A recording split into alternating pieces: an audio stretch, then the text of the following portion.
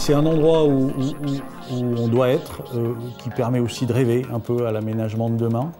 Et puis c'est l'endroit où on est reconnu et on est fier d'être reconnu. Ouais. C'est quand même un sacré salon, hein, quand on rentre dans le monde de la montagne.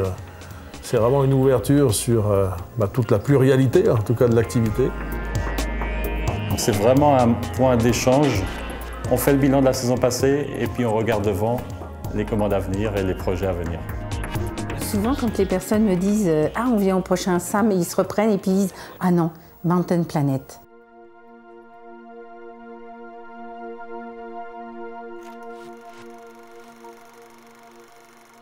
Je proclame l'ouverture des 10e Jeux olympiques d'hiver de Grenoble.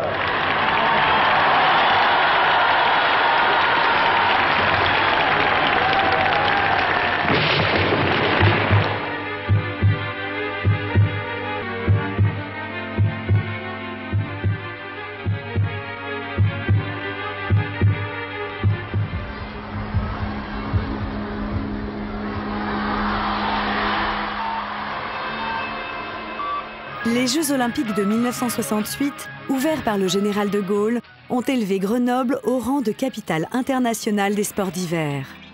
Au-delà des succès sportifs du ski tricolore, le rayonnement de ces Jeux permet au monde entier de découvrir le potentiel des stations et des massifs français. Au cœur de ce que les historiens ont appelé les 30 Glorieuses, les dirigeants politiques ont décidé que le tourisme hivernal serait l'une des priorités de l'aménagement du territoire. Démocratiser la pratique du ski et faire venir la clientèle étrangère qui prend ses quartiers en Suisse et en Autriche, telles sont les ambitions affichées du plan Neige. À l'orée des années 70, on prévoit la construction de 150 000 lits et de lourds investissements essentiellement consacrés à l'accès aux stations intégrées en altitude, fleurons d'un aménagement moderne de la montagne. Construire en site vierge, tel est en effet le credo du moment. Émile Allais m'avait dit, si tu as à construire une station, imagine que tu emmènes avec toi un cornet de billes, tu le verses sur le sommet de la montagne ou des montagnes qui entourent le site, tu le verses, et là où tu ramasses le plus de billes, c'est sans doute là où il y a une station à faire. Et c'est une image, elle exprime bien ce qu'est l'écoulement du ski. Le ski est un sport gravitaire, et cette façon de voir les choses ouvre bien les yeux pour l'aménageur.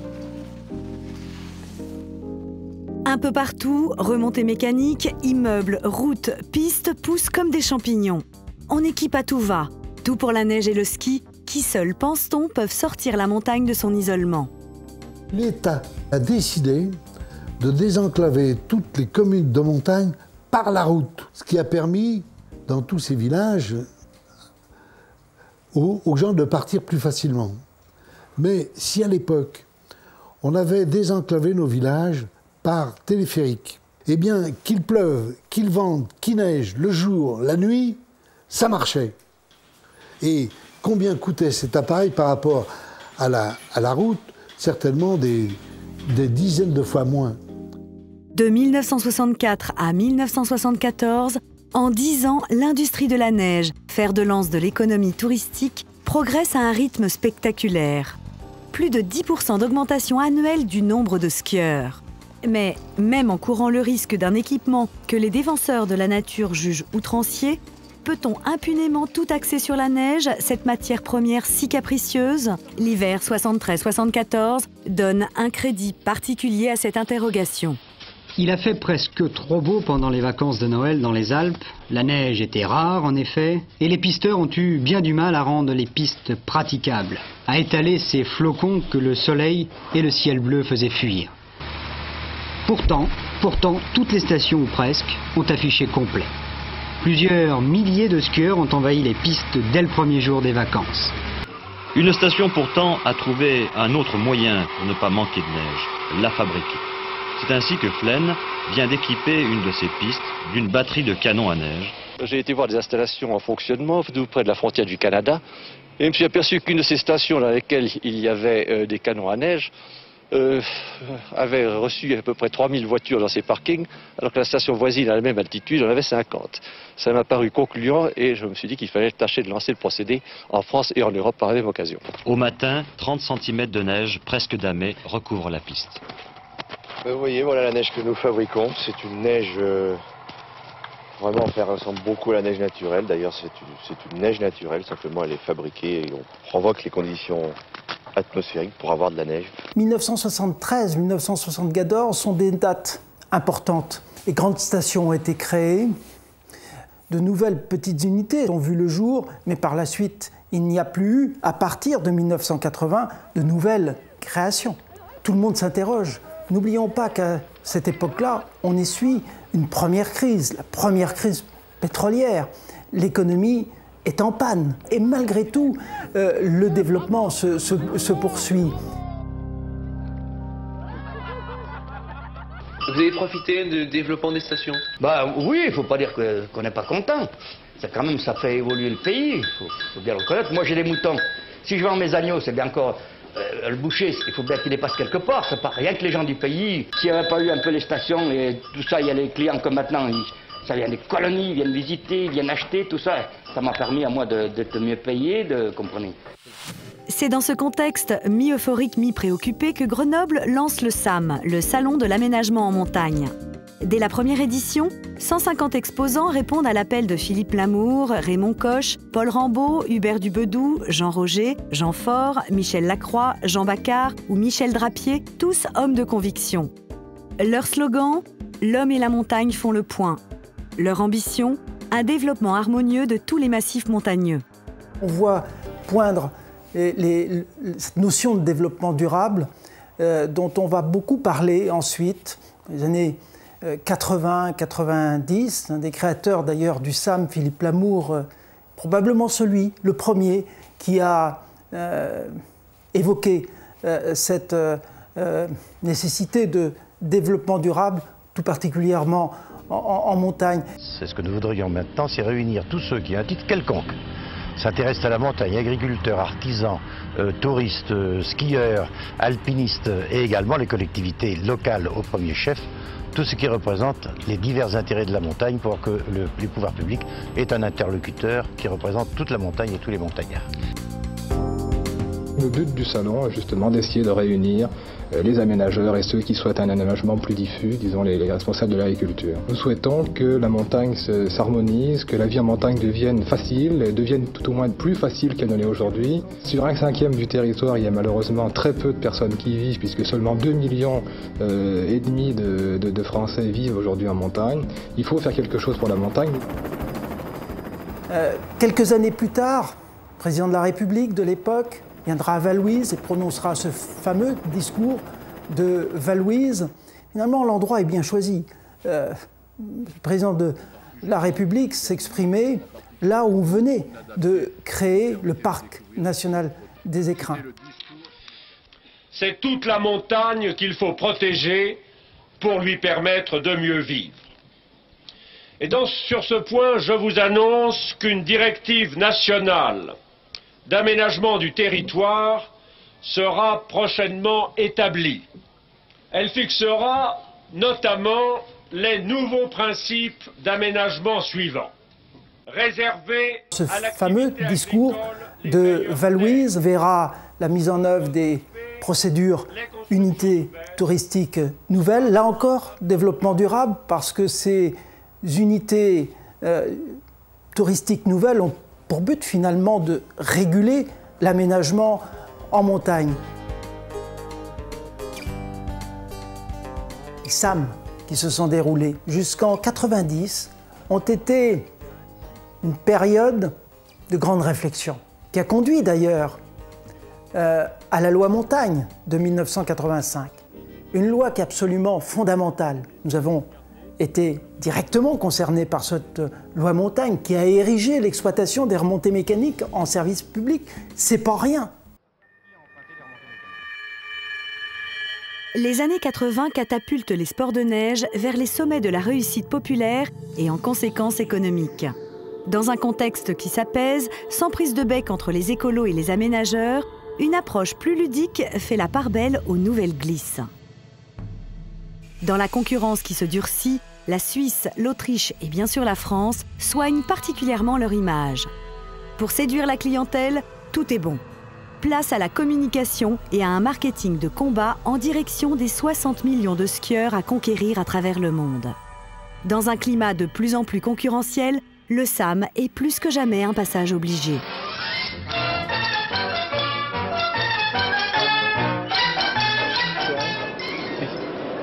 La France connaît actuellement une grande notoriété au niveau de son savoir-faire, notamment dans le domaine de l'aménagement et de la construction de matériel spécialisé. Nous avons en France un savoir-faire dans des domaines qui sont totalement inconnus, dans le domaine de la protection des avalanches, dans le domaine de la détection, etc., de l'informatique, de l'utilisation de l'informatique.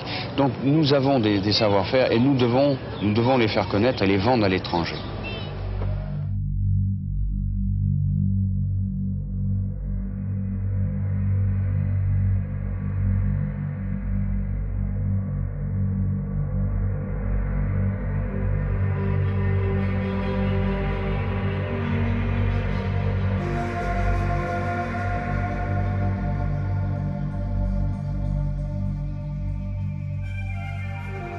J'ai commencé il y a 10 ans, bon, il y avait de la neige, j'étais jeune, ça marchait bien.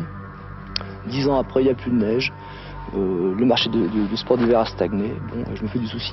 Alors arrêter, continuer, changer de métier, changer de station. Et c'est vraiment un dilemme, parce que moi je suis né ici, j'aurais bien aimé continuer à y vivre, et malheureusement, je suis dans le fait accompli, quoi. 89-90, effectivement, début de mon activité professionnelle, ça a été le marasme le plus total, puisqu'effectivement, nous n'avons pas eu de neige. On attendait à l'époque 12 à 13 millions de francs de chiffre d'affaires et la société a fait 2,6 millions. Sous-entendu, effectivement, la société était quasiment en dépôt de bilan. Les années 90, qui ont été ces années sans neige, sont vraiment des années charnières qui ont permis, que ce soit du côté des aménageurs, des exploitants ou des fournisseurs constructeurs que nous sommes, d'aller à l'essentiel et de vraiment reprendre pied sur nos stratégies et sur le sens de nos activités.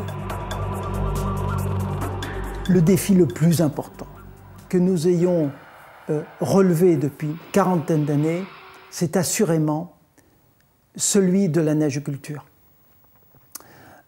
qui nous a permis de pallier les aléas d'enneigement. Des aléas qui, en 1980-1990, ont menacé nombre de nos sociétés de remontée mécanique.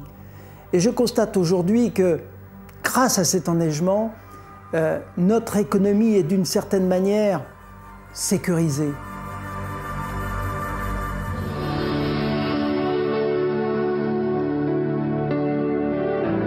Il y a encore quelques années, le surf, c'était ça, un outil d'évasion, taillé pour la poudreuse et les grands espaces. L'image a séduit, mais les amoureux de la nouvelle glisse ont rejoint maintenant le flot des skieurs sur les pistes damées. Mais c'est un fait, sur les pistes de l'hiver 93, ils n'ont pas bonne presse. Les gens consomment différemment la neige maintenant d'autrefois. C'est peut-être là qu'il faut qu'on cherche, et pour les biskieurs, et aussi pour les surfeurs, une solution pour essayer de modérer tout ça et calmer la vitesse et puis éviter les accidents. Il y a effectivement la surdensité des skieurs sur les pistes qui tient un certain nombre de faits.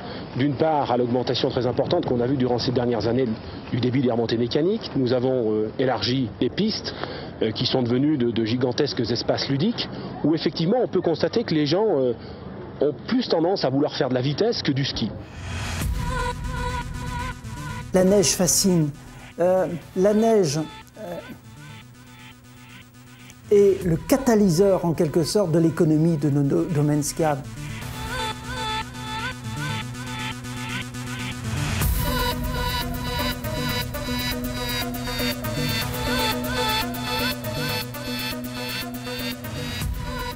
L'activité majeure, celle qui génère l'activité économique, celle qui permet le maintien des populations à la montagne, c'est le ski. On a une vraie responsabilité sociétale, quand on est chef d'entreprise d'une station de sport d'hiver, d'un domaine skiable, c'est l'activité majeure et c'est celle qui permet le maintien de l'activité en montagne.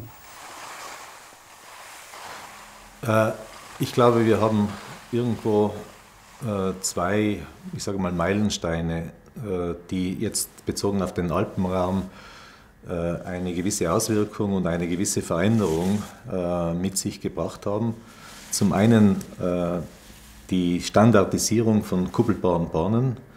Ich glaube, das war dann ab Anfang der 90er Jahre so, dass man erkannt hat, dass eigentlich die Zukunft im Skisport mehr mit eben kuppelbaren, modernen, komfortablen Lösungen möglich ist, wo wir dann eben begonnen haben, 3 Schlepplifte mit einer kuppelbaren 4er oder später 6er und danach in der Folge 8er Sesselbahn zu ersetzen. Und ich glaube, dass ein zweiter Meilenstein jener war, als wir begonnen haben, mit der Beschneiung flächendeckend Pisten zu beschneiden, die sozusagen dann auch eine gewisse Garantie, Schneegarantie ermöglichte, was natürlich dann auch für diese massiven Investitionen in moderne Anlagen absolut notwendig ist. Denn nur wenn ich sage mal, über 100 Tage im Jahr eine vernünftige Pistenqualität bieten kann, dann kann ich auch davon ausgehen, dass meine Hotels und Gästebetten gut belegt sind und dass ich auch meinen Gästen im Skigebiet über diesen 100 Tagen im Jahr optimale Bedingungen bieten kann.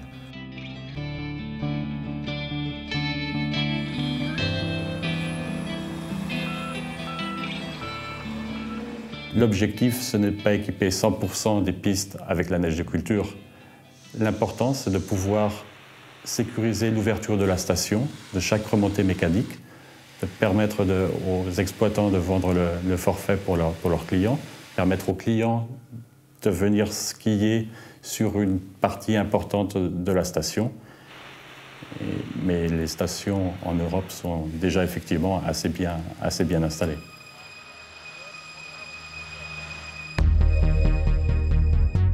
Après les crises et les signaux d'alerte des années sans neige, les années 2000 vont être celles de la mondialisation.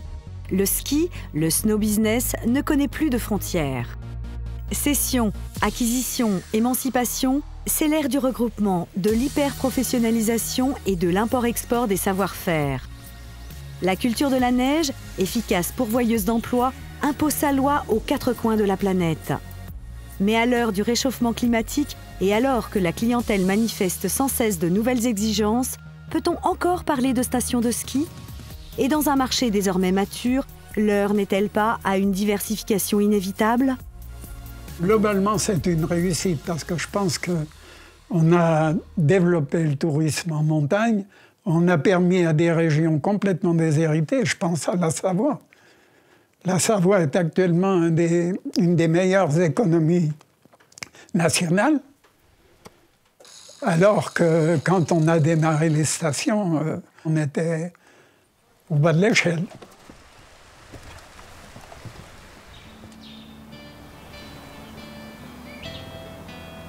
Quand on se retourne sur les 10 années qu'on vient de passer, il y a eu énormément d'évolutions. Moi, je pense qu'on est en perpétuelle évolution vers le confort des gens, vers leur bien-être, vers le côté bruit, par exemple, qui est bien travaillé, le côté esthétique des choses. Enfin, honnêtement, le côté qui est plaisir d'être là où on est, de goûter à des bons moments. Pas de stress.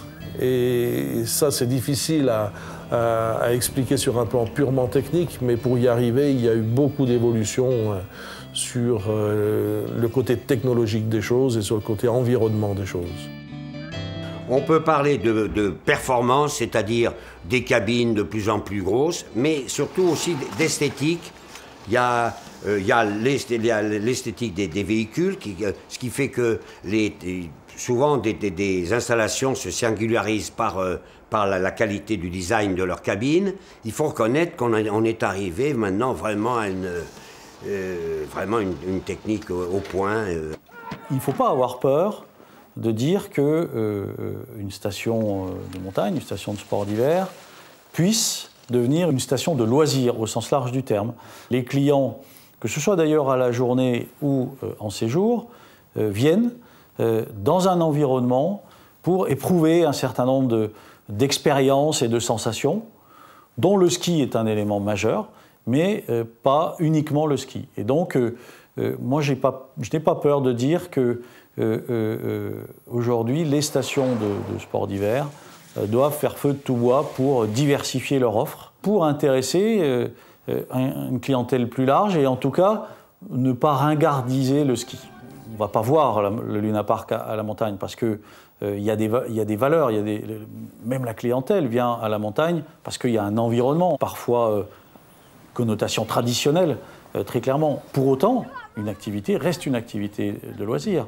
Que ce soit une tyrolienne, que ce soit un centre de remise en forme, que ce soit un manège, on est très loin du ski. Pour autant, on voit que quand c'est correctement organisé, présenté, ça s'intègre totalement dans notre produit montagne.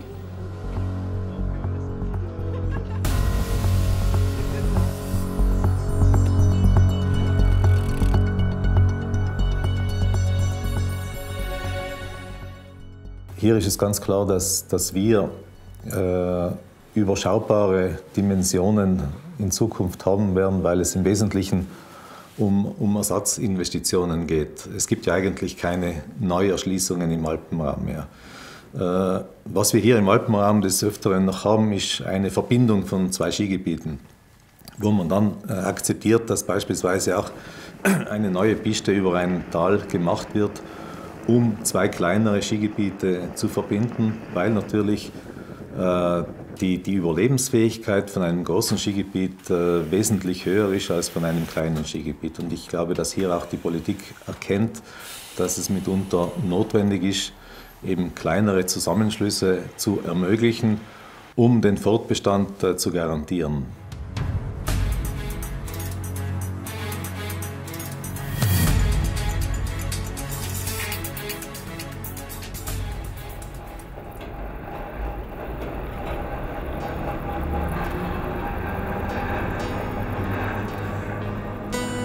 L'Europe est vraiment le centre de l'industrie du ski parce qu'il y a des pays avec un très grand nombre de skieurs.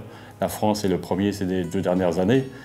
L'Autriche est pas loin derrière. La Suisse a un nombre important de skieurs.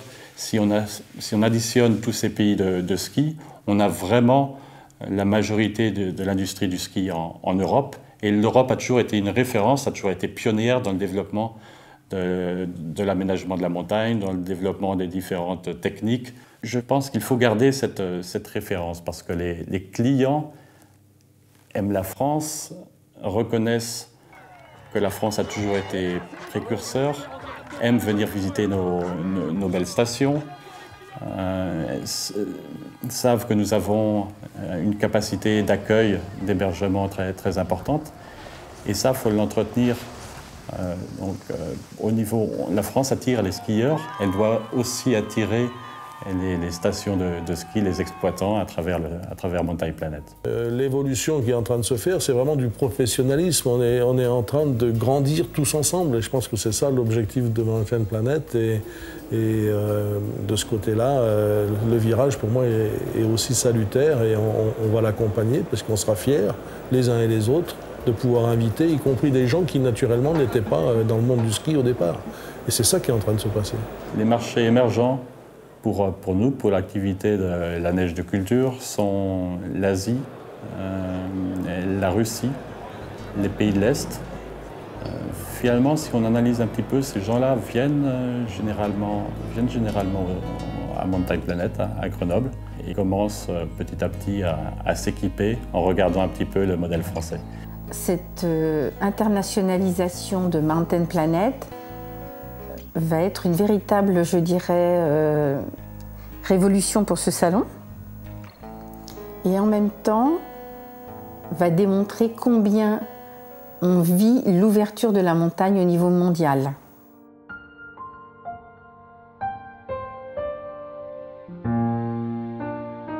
Je trouve que le transport urbain tel qu'il est proposé aujourd'hui par certains grands constructeurs c'est l'avenir. Cet avenir, en tout cas, il s'impose de lui-même.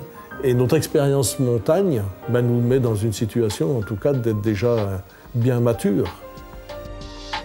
Je suis admiratif de tous ces progrès techniques que l'on voit surtout dans les stations, parce que pour les gens, le transport par câble, c'est la remontée mécanique skieur. Alors que par rapport à tout ce qu'il y a à faire dans le monde, c'est quoi? C'est le 10e. L'avenir de la montagne se fera également avec le câble. Pour moi aujourd'hui, le Mountain Planet, ce sont des industriels qui vont installer, qui vont développer, qui vont étudier, qui vont promouvoir leur savoir-faire et leurs innovations sur l'ensemble des continents, dans les villes comme dans les montagnes.